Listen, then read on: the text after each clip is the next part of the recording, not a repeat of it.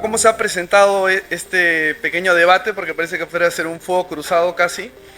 Y lo interesante que les tengo que decir es que usualmente en los congresos de cirujanos a mí me llaman para defender a los fármacos. Así que algo debo estar haciendo bien, porque me llaman de ambos lados para decir lo contrario. O quizás no le caigo bien a ninguno, pero vamos a verlo. Conflicto de interés sí tengo, soy cirujano, así que saben de qué voy a hablar. Soy speaker de Novo Nordisk y esto de acá creo que es interesante porque la obesidad y la diabetes han sido temas que a mí siempre me han gustado. Recuerdo haber sido interno en medicina, mi residente de tercer año en endocrinología era el doctor Manrique, recuerdo haberle hecho biopsias y yo en algún momento pensé en ser endocrinólogo, así que aunque no crean, soy un cirujano con alma de endocrinólogo. Y soy speaker de una casa que produce balones intragásicos que no creo que tenga ningún tema en relación. Esto a mí me emociona, ver nuevas terapias que vienen y fármacos que van a hacer posible un tratamiento sostenible a largo plazo en una enfermedad que tratamos todos y que a la larga creo que el mensaje más importante es que no competimos, sino que tenemos que tratar de encontrar cuál es el rol de cada uno y para eso necesitamos diálogo y este tipo de reuniones y conversación. ¿Cuándo indicar cada uno? Simplemente cuando hay una indicación para uno o para el otro. Vamos a desarrollar esto un poco.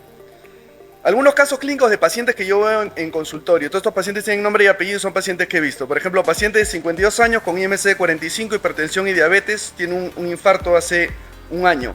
¿Qué hacer? ¿Qué opción le propondrían al paciente si el paciente está abierto a todas las opciones? Un paciente de 24 años con IMC de 34, con depresión, tiene TLP, múltiples medicaciones para su TLP y su depresión. Ha tratado medicación para perder peso, todas las habidas y por haber, y el paciente referido por su psiquiatra diciéndome a mí que está lista para operarse. ¿Qué opciones hay? Paciente de 25 años con IMC sin problemas médicos, inicia análogo de GLP-1 con buenas respuestas, subiendo a dosis máxima, pérdida de peso 10%, IMC de 32 en un año. ¿Qué sigue? ¿Debemos hacer algo más? Vayan pensando ustedes qué harían con este tipo de casos.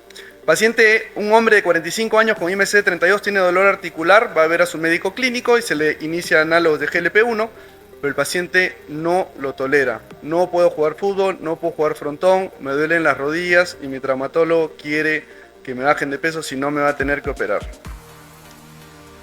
El efecto y el impacto de la pérdida de peso, si bien hablamos de un montón de mecanismos, está directamente relacionado al beneficio que tiene el paciente con este. Y si bien hablamos de el santo grial, que es este 10%, donde empezamos a ver que un montón de problemas médicos se resuelven, sabemos que mientras más pérdida de peso hay, mejor es la resolución de los problemas médicos. Y esto lo vemos en cómo va cambiando la actividad en el adipocito, cómo va disminuyendo el tejido intraabdominal graso.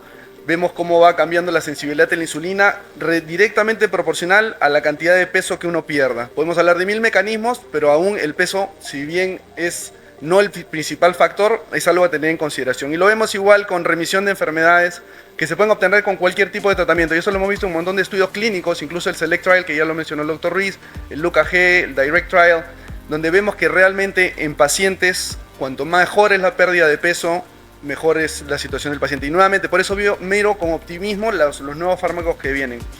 Y esta publicación del doctor Karel Leroux, que es endocrinólogo, que justamente él habla del rol de cada uno de nosotros en el tratamiento de la obesidad, cuánto peso hay que perder para tener impacto grande. Mientras mayor es la pérdida de peso, incluso más impacto vamos a tener en la parte incluso mental, psicológica y de función y calidad de vida. Estamos hablando de 20-25% de pérdida de peso, no solamente este 5 o 10% que ya vamos a ver una mejora en la parte cardiovascular. Cambio de estilo de vida es la base de cualquier tipo de tratamiento en una enfermedad crónica como la obesidad y sin duda alguna lo que tenemos que plantearnos es si logramos o no logramos los objetivos, y al no lograr los objetivos es donde tenemos que pensar tratamiento médico o cirugía metabólica. Y este creo que es el gran punto álgido que tenemos todos nosotros en consultorio, es ¿se lograron los objetivos? ¿Cuáles son los objetivos específicos de ese paciente? Y aquí nuevamente tenemos que hablar indicaciones de cada procedimiento, indicaciones de cada tratamiento médico, cuándo, quién, cómo, y lo más importante, y en lo que yo podría decir que el 100% de nosotros falla desafortunadamente, no siempre por nuestra culpa o responsabilidad, pero sino por lo difícil que es este problema y el estigma que trae, el seguimiento. La cirugía metabólica, vamos a hablar un poco de cirugía, voy a tratar de ser breve, porque el doctor Ruiz ya creo que dijo con claridad que la cirugía es superior a la medicación hasta el día de hoy. La cirugía metabólica lo que busca es cambiar la anatomía y tener un impacto en el metabolismo del paciente y de esta manera tratar, al margen del peso, digamos, los problemas médicos. Hasta el día de hoy, A pesar que me gustaría decir que no es así, en los pacientes que no tienen obesidad severa, la cirugía metabólica realmente no ha demostrado ser mejor que el tratamiento médico. O sea, estamos hablando de pacientes sin obesidad. En los años 2005, recuerdo, estudiante de medicina, se hizo un ensayo clínico en México, donde se randomizaron pacientes a un bypass gástrico versus tratamiento médico para resolución de diabetes, y los resultados fueron, digamos, buenos los primeros 3 meses, pero después no.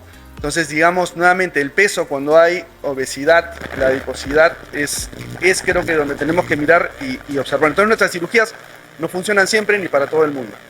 De las cirugías que hay, la banda gástrica hoy en día no se hace, y el bypass ileal, que fue la primera cirugía hecha en 1954, tampoco se hace por los grandes problemas de absorción que hay y por supuesto por las complicaciones. Hoy en día hacemos más mangas gástricas y bypass gástricos, estas representan el 90 o el 95% de las cirugías, pero sigue habiendo un gran interés por el rol del intestino en estos problemas médicos. ¿Qué es lo que hace realmente el intestino? Y a raíz de esto es que salen derivaciones ileales, o esta de acá, SADI, duodeno ilial, tratando de hacer que la comida llegue más rápido al tracto gastrointestinal distal.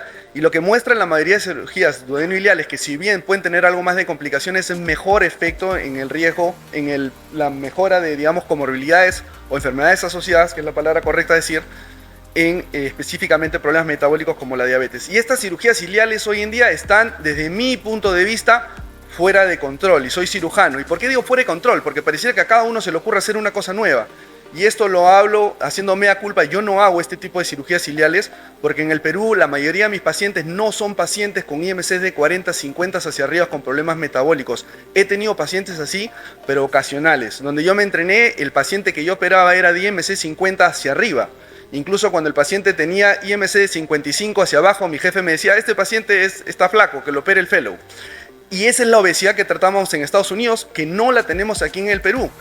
No quiero decir que no tengamos estos pacientes, pero tenemos una oportunidad de oro de tratar de trabajar en equipo y probablemente poner este problema en control, porque la prevalencia de obesidad en general es sumamente alta, cerca del 60-65%, pero la gran mayoría son obesidades que no llegan a los niveles que podemos ver en países como México, Estados Unidos, India o incluso vecinos como Brasil o Argentina.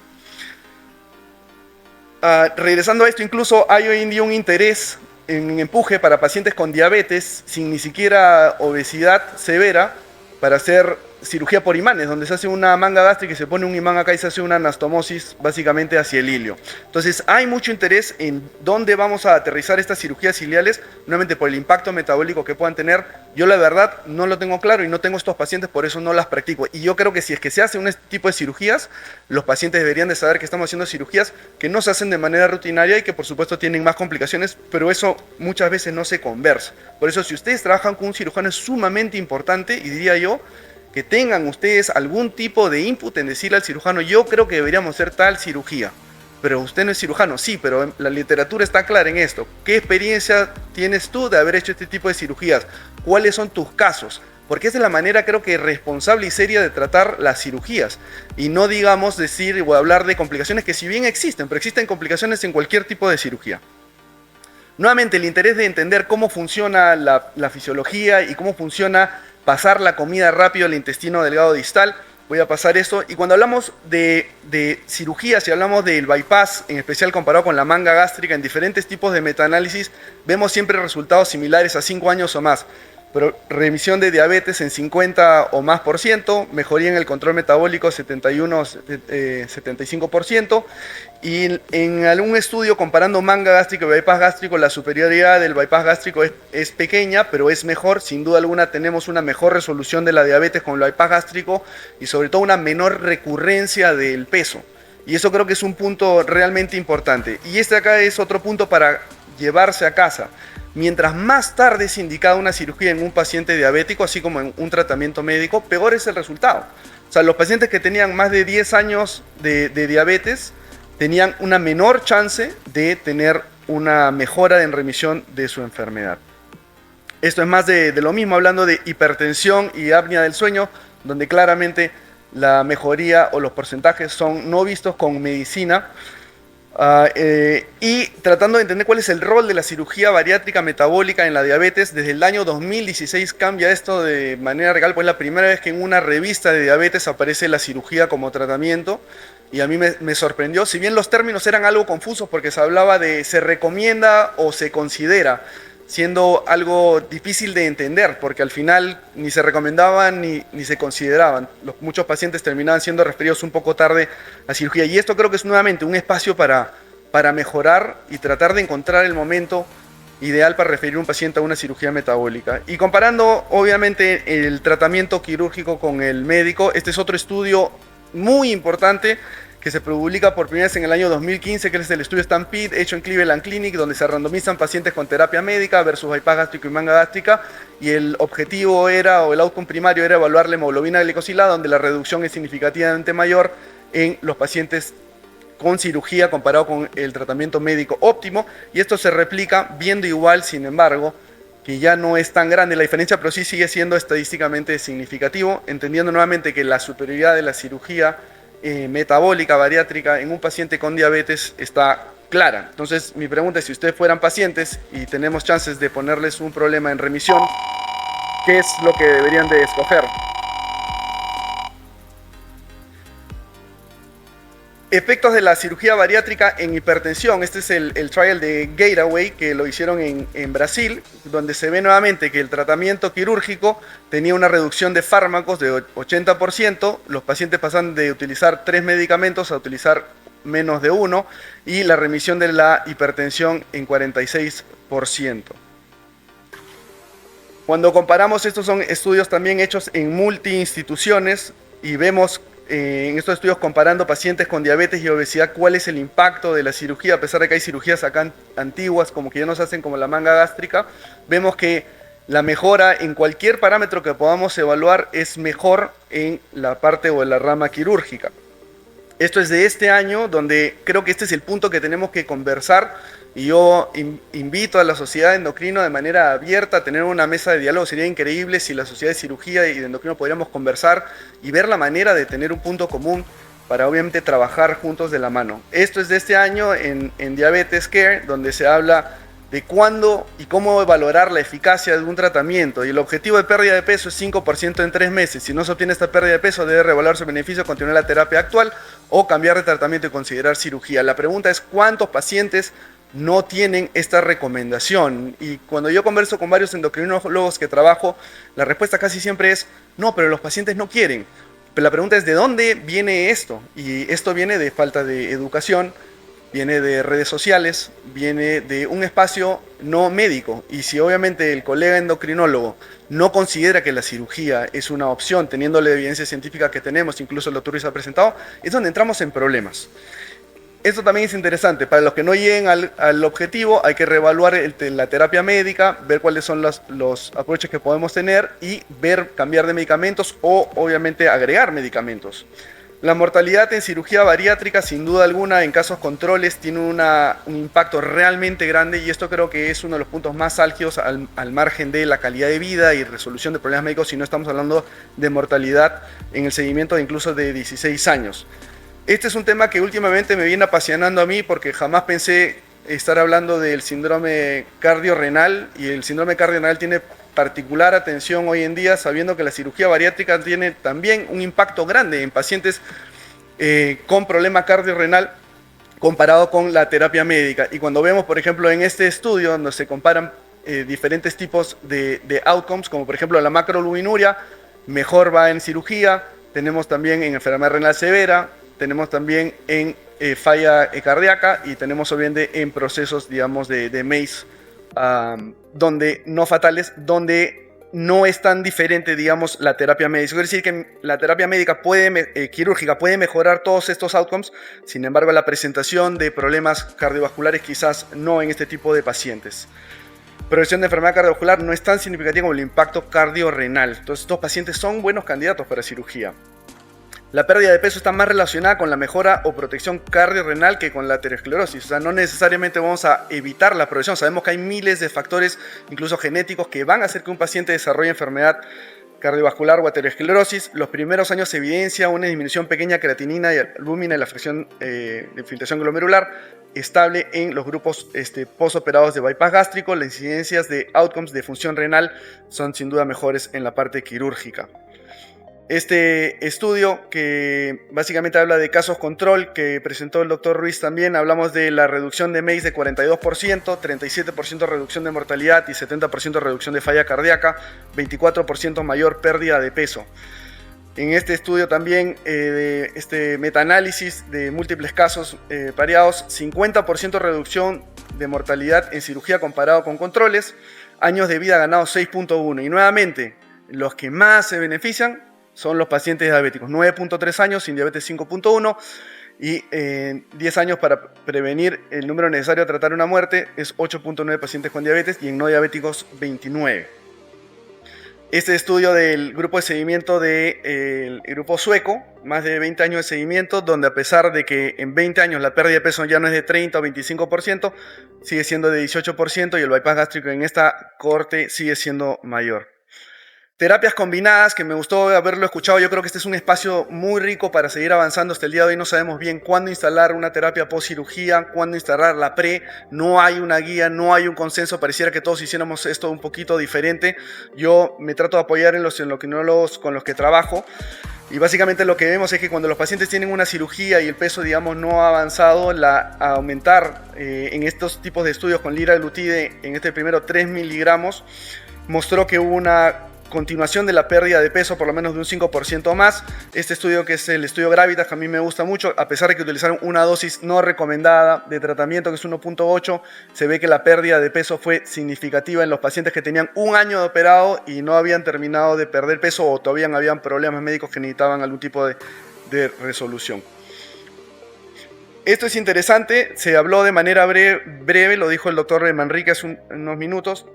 Hablamos de cómo va a cambiar nuestra idea de la obesidad, y lo que se está tratando de empujar acá no es que todo el mundo se opere, ojo, porque esta comisión está conformada en su mayoría por cirujanos. Lo que se está tratando de entender es que la obesidad preclínica, quiere decir cuando no hay enfermedades que han sido desarrolladas por la obesidad, también es una enfermedad por sí sola y necesita un tratamiento, no nos necesita a nosotros a sentarnos y a observar. Y ahí es donde obviamente existen diferentes tipos de terapia y donde la medicación, creo yo, que siempre es la primera puerta a tocar en este tipo de pacientes o a evaluar. La obesidad es una enfermedad por sí sola y necesitamos y tenemos múltiples terapias para ofrecerle a los pacientes. Y nuevamente, ¿cuáles son nuestros objetivos? La terapia no funciona, pasamos a la siguiente, lo conversamos con el paciente, educamos al paciente y que el paciente tome su mejor decisión. Finalmente, ¿cuáles son las indicaciones de cirugía bariátrica y cuándo tienen que operarse los pacientes? Esto cambió en el año 2022, parte por la gran cantidad de literatura que se ha publicado, y básicamente lo que se discute es IMC de 30 a 35 con problemas médicos, de 35 a más. De 30 a 35, si no tiene problemas médicos y no hay un resultado sostenible médico, ese paciente puede también ser candidato a cirugía. Y la pregunta es, ¿qué es un resultado médico sostenible? ¿Cuánto es suficiente para decir que no se opere? ¿Y cuándo no es suficiente? Y esa es una pregunta que realmente creo que varía un montón de grupo en grupo. En los pacientes asiáticos que tienen una adiposidad mayor, este umbral se ha bajado a 27.5. Curiosamente, alguna vez, cuento como anécdota, un paciente vino a buscarme y me dice: doctor, he visto tal cirujano, me dijo que porque soy chinita que me opere. Y me pareció... No encuentro la palabra hasta el día de hoy para entender cómo un cirujano puede convencer a un paciente de operarse. El paciente no se operó, de la manera del endocrinólogo, y el paciente ha seguido tratamiento con endocrinología. Pacientes con IMC arriba de 60 pueden ser operados de manera segura. Pacientes con cirrosis e incluso pretrasplante pueden ser operados de manera segura. Pacientes con necesidad de función ventricular izquierda asistida o este tipo de devices también pueden ser candidatos a cirugía. En especiales poblaciones, siempre recuerdo en los primeros casos que operé cuando regresé al Perú, fue un paciente que me refirió a un traumatólogo y me dijo: esta paciente tiene un problema en el tobillo, yo creo que si baja 10-15 kilos no se va a necesitar operar. El paciente tenía un IMC arriba de 35, lo operamos, realmente hasta el día de hoy nunca necesitó cirugía. Puentes para hernias ventrales, y también me ha tocado operar a algunos pacientes con IMCs arriba de 35, donde la recurrencia de hernias ventrales es sumamente alta, y a estos pacientes les ofrecemos una cirugía pre. Si es que hay la opción de tratamiento médico, también es una opción. Y como puente, como he mencionado, a trasplante. Finalmente, esto es creo que un mensaje importante. Paciente arriba de 35 es un gran candidato a cirugía. Pero ¿qué hay cuando los pacientes no tienen una obesidad severa? Ahí es donde, y no estoy dejando de lado, ni estoy mencionando porque lo dejo como tácito, entender que la obesidad va más que el IMC. Entonces cada caso debe ser evaluado de manera individual. Los pacientes tienen que haber pasado por tratamiento médico supervisado.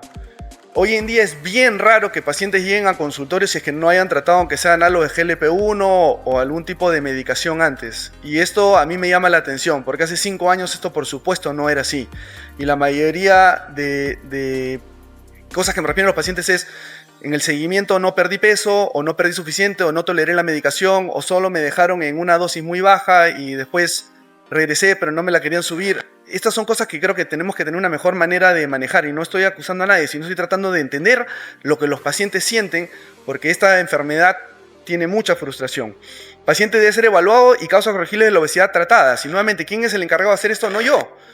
Nuevamente, a pesar de que les he dicho que tengo corazón de endocrinólogo en el fondo, esto es el médico clínico, estos son ustedes. Entonces, estos pacientes yo siempre creo que tienen que ir de todas maneras primero donde un clínico antes de llegar en manos de un cirujano. Y cuando lleguen en manos de un cirujano deben ser siempre referidos de un médico clínico. Esa es mi perspectiva. Y eso es lo que yo al menos viví durante mi entrenamiento en cirugía bariátrica. No hubo un paciente que no haya tenido por lo menos 2 años de tratamiento, que haya pasado evaluación psiquiátrica, que haya pasado absolutamente cualquier tipo de tratamiento disponible. Estoy hablando del año 2016. Eran con situaciones un poco distintas. En ese sentido, los pacientes llegaban ansiosos y listos para operarse. Veíamos 25 pacientes nuevos para operarse todos los días. Y hacíamos más de 10 cirugías bariátricas por día. No abuso de sustancias, enfermedad psiquiátrica controlada y una evaluación psicológica y nutricional previa de cajón. Esta diapositiva la compartió el doctor Ruiz, y esto creo que es lo que tenemos que ponernos a pensar. Si el día de hoy la terapia más eficiente es la cirugía, ¿por qué no recomendarla si hay una indicación? Si el paciente no ha tenido resultados con manejo médico, si el paciente ha tenido un buen seguimiento. Nuevamente, los casos clínicos me gustaría saber qué piensan. Yo les voy a decir lo que hice con el primer paciente, lo operé, con el segundo paciente lo operé, con el tercer paciente lo operé, con el cuarto paciente lo operé.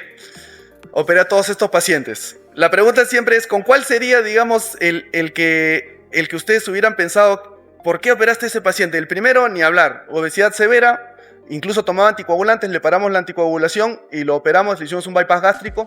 Esta segunda paciente, conversamos hasta la infinidad, tenía reflujo gastroesofágico, le hice un bypass gástrico. Esta paciente tiene un año de operada y es probablemente la paciente con la que más hablo, por diferentes razones y obvios ahí en el diagnóstico. Paciente de 25 años con IMC sin problemas médicos, justamente él me decía, pero no avanzo, o sea, sigo con 32, ¿a dónde voy a ir? El paciente cambió a un análogo GLP-1 más nuevo, tampoco tuvo resultados y dijo, me cansé, necesito operarme, quiero algo diferente. Y lo conversamos, pasó evaluaciones obviamente por otros especialistas y lo operamos. Y finalmente el último paciente, creo que estos pacientes veo bastante. Paciente con IMC 32, dolor articular, no puedo jugar fútbol, no tolero los análogos de GLP-1, quiero sentir que mis rodillas no me van a fallar en los siguientes 10 años, no sé qué hacer, pasó evaluaciones médicas y lo operamos. Nuevamente, objetivos no logrados. ¿Qué significa eso? Y eso es lo que tenemos que tener en claro. ¿Cuánto tiempo? ¿Cuál ha habido recurrencia del peso? Pérdida de peso insuficiente, mal control de enfermedades y evaluación del costo a largo plazo, que es lo que venimos también conversando. ¿Cuánto tiempo va a estar este paciente en una medicación que potencialmente luego 3-4 años sale más rentable o costo-beneficio para un paciente tener una cirugía?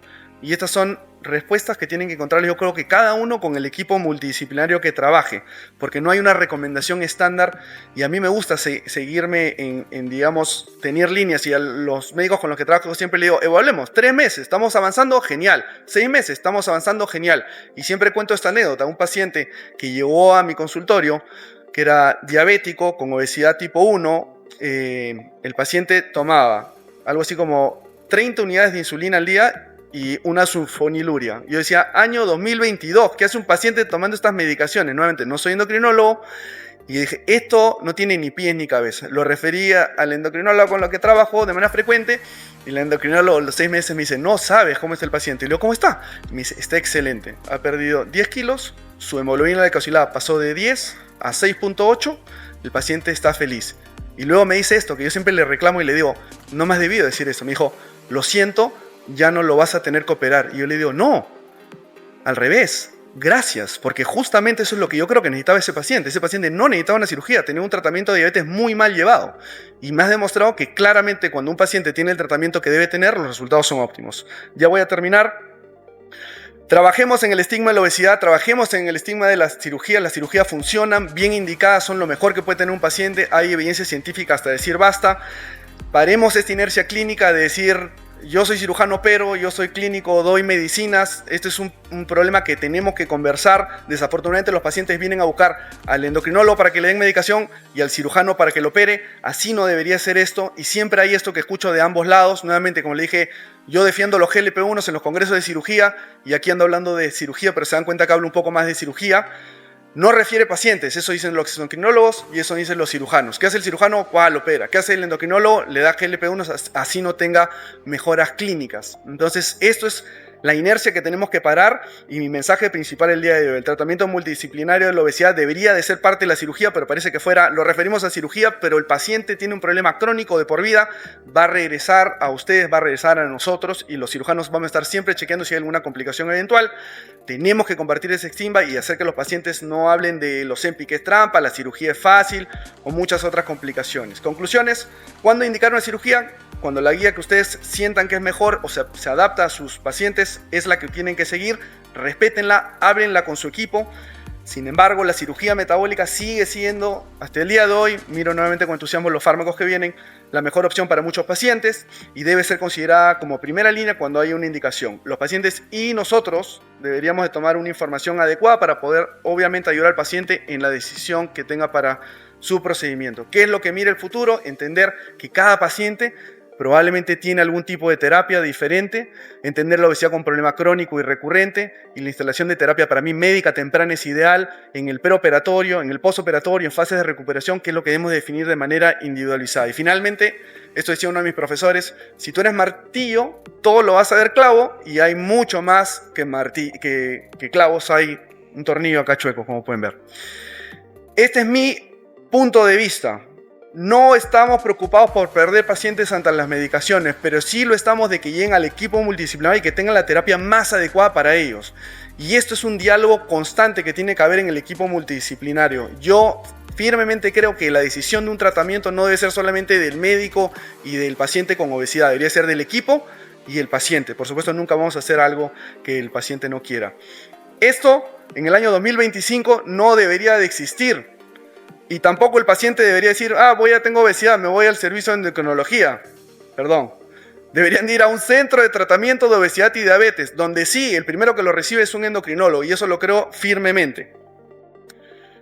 Tanto es así que hablamos de trabajar juntos, que en unas semanas estoy viajando a Chile a dar un par de ponencias, no voy a hablar yo de análogos ahí, sí voy a hablar de cirugía, pero el lema este año de nuestro Congreso de Cirugía de la Federación Internacional es este: terapias combinadas, el amanecer de una nueva era. Así que hagamos terapias combinadas, encontremos lo mejor para cada paciente. No hay que tenerle miedo a la cirugía y yo estoy contento de que mis pacientes tengan la medicación que ustedes puedan ofrecerles. Gracias.